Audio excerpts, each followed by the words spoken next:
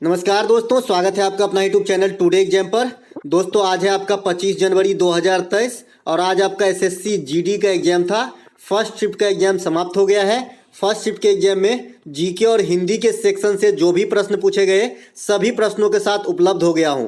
दोस्तों सभी प्रश्न 100% ओरिजिनल है। अगर आपको लगता है कि एक भी प्रश्न गलत है तो आप मुझे कमेंट करके बता सकते हैं। साथ ही साथ मैं आपको एक्स्ट्रा फैक्ट के साथ पढ़ाता हूं ताकि अगर आप आने वाले शिफ्ट में एग्जाम देने वाले हैं तो आपको अधिकांश फायदा प्राप्त हो सके, जैसा कि अब तक प्राप्त होते आया है। तो देख लीजिए कौन कौन सा प्रश्न पूछा गया था। एक प्रश्न पूछा गया था दोस्तों, 8वीं पंचवर्षीय योजना जो है किस पर आधारित थी। देखिए पंचवर्षीय योजना जो 5 ईयर प्लान है, इस पे मैं एक कंप्लीट वीडियो जैसा कि आप स्क्रीन पे अभी देख रहे हैं सेम इसी प्रकार से विथ पिक्चर वीडियो बना के आप लोगों को दे दिया है। आगे आप लोगों का काम है पीडीएफ भी दे दिया है। तो 8वीं पंचवर्षीय योजना जो था इसका मुख्य लक्ष्य क्या था, तो पूर्ण रोजगार की प्राप्ति जो है इसका मुख्य लक्ष्य रखा गया था। ठीक है, सबसे अधिक प्राथमिकता की बात करें तो मानव संसाधन विकास जो इंफ्रास्ट्रक्चर है उस पर विकास पे जोर दिया गया था। शिक्षा जन स्वास्थ्य पे जो है भी जोर दिया गया था। तो ये दोनों पे ज्यादा विशेष बल दिया गया था। साथ ही साथ लक्ष्य जो था इसका उद्देश्य पूछा गया था। तो उद्देश्य जो है इसका पूर्ण रोजगार की प्राप्ति जो कभी भी संभव नहीं है और नहीं अभी तक हुआ है। इसमें 3 प्रधानमंत्री रहे थे। ठीक है, जैसा कि पीवी नरसिम्हा राव, अटल बिहारी वाजपेयी और एचडी देवगौड़ा साहब। अगला एक प्रश्न पूछा गया था आपसे, अनुच्छेद 76 का संबंध किससे है। देखिए अनुच्छेद 76 में पहले ही बता रखा है। अनुच्छेद 76 क्या, जितने भी इंपॉर्टेंट अनुच्छेद है सब बता रखे हैं। अगर आप लोग बोले तो वीडियो के माध्यम से बता दूं। ठीक है, कमेंट कीजिएगा अगर अनुच्छेद का वीडियो चाहिए तो अनुच्छेद 76 का संबंध जो है ये आपका भारत के महान्यवादी की नियुक्ति से है। भारत की महान्यवादी जो होती है अटॉर्नी जनरल ऑफ इंडिया, ये भारत सरकार की सबसे बड़ी विधिक अधिकारी होती है केंद्र स्तर पे। ठीक है, केंद्र स्तर पे। अगर राज्य स्तर पे पूछा जाए कि सबसे बड़ा विधिक अधिकारी कौन होते हैं तो एडवोकेट जनरल जो है, ये महाधिवक्ता जिसे बोलते हैं, ये सबसे बड़ा विधिक अधिकारी होता है आपका राज्य स्तर पे। ठीक है, राज्य स्तर पे जो है सबसे बड़ा विधिक अधिकारी जो है आपका एडवोकेट जनरल यानी महाधिवक्ता। तो ये दोनों बात ध्यान रखेंगे, केंद्र स्तर पे जो है महान्यवादी और राज्य स्तर पे महाधिवक्ता। तो महान्यवादी की नियुक्ति कौन करते हैं, राष्ट्रपति, और महाधिवक्ता की नियुक्ति कौन करता है, गवर्नर यानी राज्यपाल। ठीक है, इसके अलावा वर्तमान में भारत के जो महान्यवादी हैं ये रमन्नी साहब हैं, ये के वेणुगोपाल साहब का जो है जगह लिए हैं। इसके अलावा एक प्रश्न पूछा गया था आपके संविधान से ही, भारत के संविधान में कुल कितनी अनुसूची है, कल ही बताया है थर्ड शिफ्ट में, एक एक करके बताया है। अनुसूची जो है वर्तमान में ये 12 है। जब संविधान लागू हुआ था उस समय कितने थे, आर्टिकल 395 और 8 अनुसूची। ठीक है, लेकिन अब ये बढ़ के जो है 12 अनुसूची में कन्वर्ट हो गया है और आर्टिकल बढ़ के 450 तक चला गया है। तो दोनों बात ध्यान रखेंगे, वर्तमान में 12 अनुसूची और 450 से अधिक आर्टिकल हैं। ठीक है, अगर संविधान में भाग की बात करेंगे तो भाग जो है आपका ये आपका 22 भाग है जो 25 भागों में विभक्त होते हैं। ठीक है, 22 भाग है वर्तमान में मुख्य रूप से जो 25 भागों में विभक्त है। इसे ऐसे समझिए जैसे मान लीजिए कि भाग 4 है तो 4 का 1 क्रिएट करके जो है मौलिक कर्तव्य को रखा गया है। तो इसी प्रकार से करके जो है 25 भागों में विभक्त हो गया है। ठीक है, इसके अलावा एक प्रश्न पूछा गया था आपको कि फुटबॉल ग्राउंड के दोनों गोल पोस्ट के बीच की दूरी कितनी होती है। अब देखिए फुटबॉल ग्राउंड जो होती है इसमें 2 गोल पोस्ट होते हैं, तो दोनों के बीच की दूरी कितनी होती है। ये क्वेश्चन कोई नया नहीं है जिसको अटपटा लग रहा है। एसएससी फेज 10 के अंदर ये क्वेश्चन पूछा गया था, एसएससी एमटीएस के अंदर ये क्वेश्चन पूछा गया था और दोनों एनालिसिस मैंने करवाया था। ठीक है, तो ये क्वेश्चन कोई भी नया नहीं है, एकदम क्वेश्चन जो है पुराना है, एनिशिएंट ही है। देखिए सबसे पहले जो फुटबॉल के दोनों गोल पोस्ट की जो बीच की लंबाई होती है ये आपका साढ़े 16 मीटर हो सकता है या 18 यार्ड हो सकता है। ठीक है, इसके अलावा अगर अंतरराष्ट्रीय मैचों के लिए पिच की लंबाई अगर आने वाले शिफ्ट में आपसे पूछ दे तो 100 से 110 मीटर हो सकता है। ठीक है, फुटबॉल की बात करेंगे। ठीक है, इसके अलावा फुटबॉल का महाकुंभ तो समझते ही है, फीफा को कहा जाता है। फुटबॉल का जो है सबसे बड़ा जो आपका ट्रॉफी है फीफा है, और फीफा के बारे में आपको तो पहले ही दे दिया हूं डाटा, तो ध्यान रखिएगा। लेकिन लेटेस्ट वाली फीफा जरूर ध्यान रखिएगा। फीफा जो है आपका 2022 वाला कतर के अंदर हुआ था।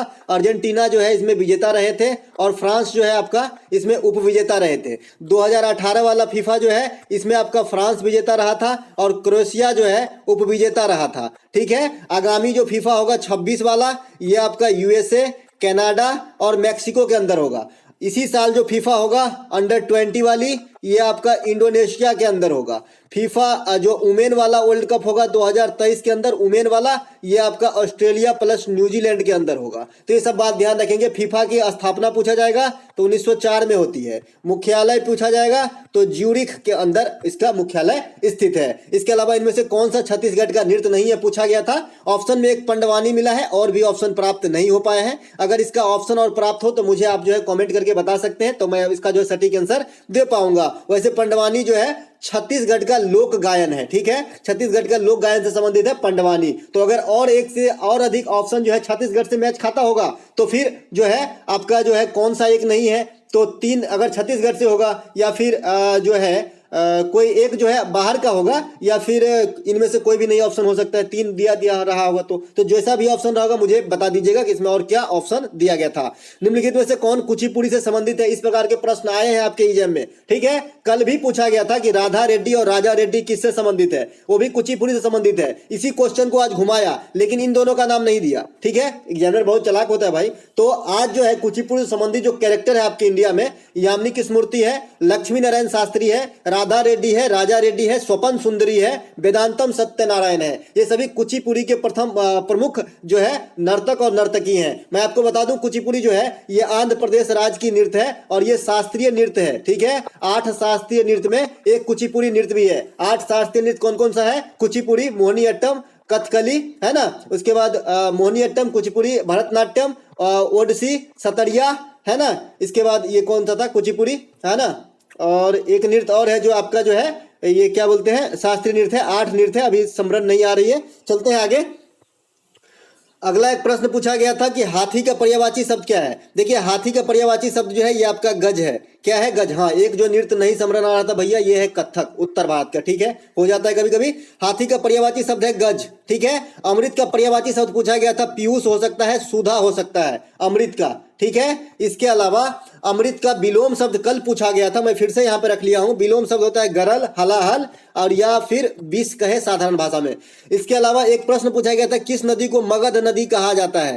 अकॉर्डिंग टू ऑप्शन मैं इसका आंसर सोन कर रहा हूँ। अगर आप लोग को पता है इसका राइट आंसर तो मुझे बताइएगा कि आप लोग क्या लगा के आए हैं इसमें, ठीक है, क्योंकि इसका मुझे ऑप्शन प्राप्त हुआ है। सोन है, नर्मदा है, गंगा है, यमुना है। इसमें से मैं सोन नदी को जो है टिक करूंगा मगध नदी के नाम से, क्योंकि जो मगध साम्राज्य था, मगध साम्राज्य में जो है इसका अधिकांश क्षेत्र जो है सोन नदी वाले एरिया में है, ठीक है। तो मगध साम्राज्य के लिए मैं सोन नदी को पिक किया हूं। आप बताइएगा कि कौन सा जो है राइट आंसर आप करके आए हैं। सोन नदी की बात करें तो ये आपका अमरकंटक से निकलता है। कहां से निकलता है? अमरकंटक से। यहां से नर्मदा नदी भी निकलती है, ठीक है। नर्मदा चली जाती है आपका पश्चिम की तरफ बहने के लिए, पूर्व से पश्चिम, और सोन चला जाता है आपका उत्तर से दक्षिण, ठीक है। दोनों बात ध्यान रखेंगे। सोन नदी जो है गंगा की सहायक नदी है और ये पटना से पहले आरा के समीप जो है गंगा में समा जाता है। नर्मदा नदी के बारे में बता ही दिया, ये भी अमरकंटक से निकलता है। गंगा गंगोत्री हिमानी से निकलता है, ठीक है। इसके अलावा यमुना नदी जो है ये आपका गंगा का सहायक नदी है, जो प्रयागराज में जो है आपका मिल जाता है। और यमुना की सहायक नदी अगर आपसे पूछे तो चंबल नदी है। यमुना की सबसे बड़ी सहायक नदी चंबल नदी है, बेतवा नदी है, केन नदी है, जिसमें चंबल सबसे बड़ी है, यमुना की सहायक नदी। और गंगा की सबसे बड़ी सहायक नदी है आपका यमुना नदी, ठीक है। भील जनजाति से संबंधित एक प्रश्न आया था, प्रश्न क्लियर नहीं है। राजस्थान में पाई जाती है आपका भील जनजाति। ये पूछा गया था कि भील जनजाति जो है इनमें से कहां पाया जाएगा, तो राजस्थान में पाया जाएगा, है ना, या फिर क्षेत्र के हिसाब से दिया गया होगा तो राजस्थान पश्चिमी क्षेत्र में आ जाता है, इसीलिए आपका जो है पश्चिमी क्षेत्र हो जाएगा, ठीक है। टोडा जनजाति की नीलगिरी पहाड़ी में रहती है। आने वाले शिफ्ट के लिए VVI कर लीजिएगा। भील जनजाति को छेड़ा है तो अब टोडा जनजाति पूछा जाएगा, जो नीलगिरी पहाड़ी में आवास करता है और भैंस वगैरह चराना इनका मुख्य पेशा होता है, ठीक है, ठीक है। इसके अलावा एक प्रश्न, त्रिपुरा विधानसभा उपचुनाव 2022 में किसने जीता। ये काफी जो चुनाव वाला क्वेश्चन है ना, खास करके उपचुनाव वाला, यहाँ से काफी क्वेश्चन आ रहा है। तो उपचुनाव आप अच्छे से करके जाए, पंचवर्षीय योजना अच्छे से करके जाए। और परमाणु क्रमांक मैं पहले बता रखा भैया कि परमाणु क्रमांक से क्वेश्चन आना स्टार्ट हुआ गया है। परमाणु क्रमांक जो है कुछ एक तत्वों का आपको याद कर लेना है। शुरुआत के 20 तक तो कर ही ले, क्योंकि 20 से नीचे वाला ही पूछा जा रहा है, ठीक है। तो परमाणु क्रमांक पूछ लीजिए, मतलब देख लीजिएगा, ठीक है। पीरियोडिक टेबल कहीं से गूगल से मारिए भाई, गूगल से सीट मारिए और देख लीजिए थोड़ा सा, है ना। तो त्रिपुरा विधानसभा जो उपचुनाव हुआ है वहां पे बीजेपी को 2 सीट मिला था और कांग्रेस को 1 सीट मिला था। तो मानिक शाह जो है वहां पे जीत दर्ज किया था। तो ऑप्शन में मानिक शाह था सर, तो यही राइट आंसर करके आना था। ओलंपिक में व्यक्तिगत स्वर्ण पदक जीतने वाला प्रथम महिला पूछा था, ये कल भी पूछा था, ठीक है, और आज भी पूछा है। तो ओलंपिक में व्यक्तिगत स्वर्ण पदक जीतने, स्वर्ण पदक नहीं, खाली पदक है ना, क्योंकि ये कांस्य पदक जीता था भाई व्यक्तिगत, जो प्रथम महिला थी।